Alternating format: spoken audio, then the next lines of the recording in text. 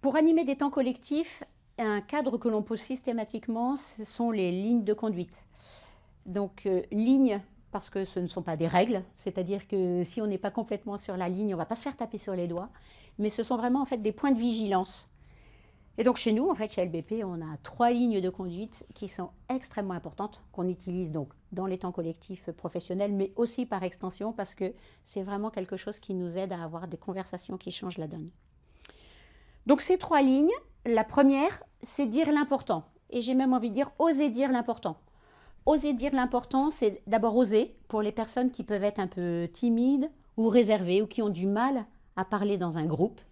Dire l'important, ça peut être aussi à contrario, pour ceux qui peuvent être un peu bavards, savoir discerner pour savoir si tout est bon à dire ou pas, et donc pouvoir un peu se canaliser et se cadrer. Et donc l'important, c'est aussi à la fois sur ce qui nous anime, ce qui se passe dans le collectif et ce qui se passe sur le sujet. Deuxième ligne de conduite, écouter pour apprendre.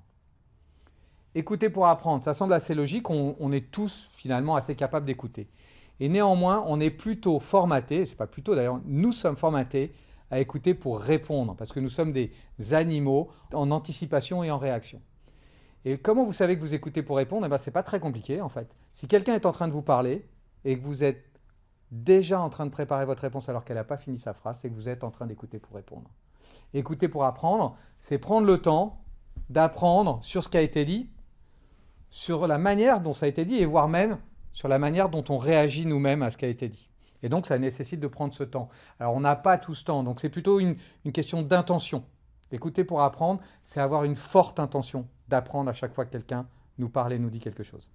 Puis la troisième ligne de conduite, c'est chercher les bonnes raisons. On trouve très facilement les mauvaises raisons que quelqu'un a de dire quelque chose. On se dit ah ouais, forcément, il dit ça, il est au marketing.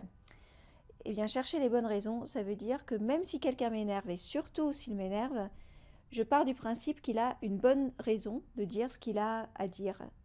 Et je l'aide éventuellement à mieux expliciter cette bonne raison. Ces lignes de conduite, c'est pas des règles, c'est un idéal, hein, un idéal assez inaccessible. On n'est jamais toujours de manière pure en train d'écouter pour apprendre ou de chercher les bonnes raisons. Mais rien que si on essaye de le faire, si on essaye de suivre ces lignes de conduite, notre conviction, c'est que ça change déjà la qualité de la conversation.